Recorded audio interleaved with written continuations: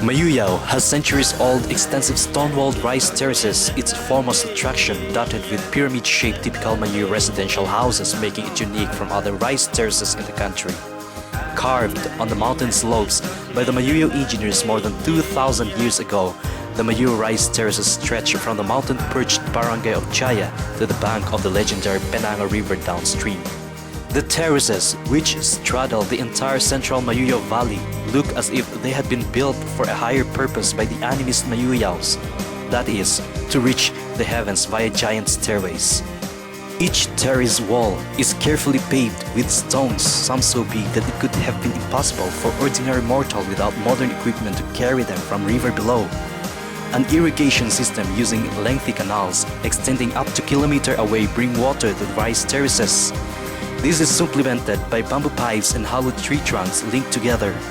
Openings are also made on terrace dikes to allow water to flow from one terrace to another. Unlike other man-made wonders across the world, the rice terraces were built not because of slave drives, but because of the desire to tame the land for survival. But unknown to the Emojojos, they built with their bare hands and crude wooden tools, an enduring marvel that baffles even the modern-day engineers.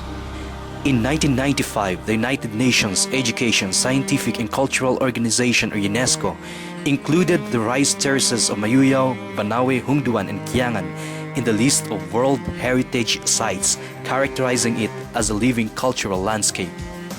Unique in the Cordilleras are the Apo or burial tombs found only in Mayoyao.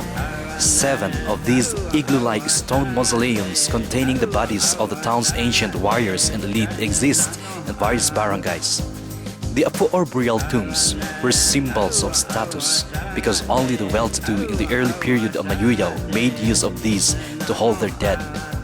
The top portion, or the dome, is carefully paved with stones sealed with clay or ochlet. Its construction was done through bare hands and crude implements such as hardwood and sharp stones. The construction of this stone igloo represents the resourceful use of the Mayoyao stoning techniques.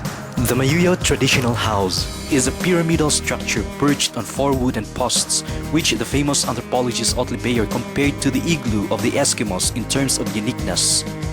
The house is erected by properly fitting together carefully shaped parts, which, according to Bayer, is the first prefabricated house in the world. Even without a single nail used, the house can withstand the strongest typhoon.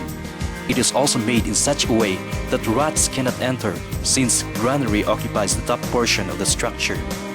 Pieces of interesting information about the Mayoyao cultural heritage are provided at the Mayoyao Museum. Customs and traditions are visualized, showing the unique identity of the people.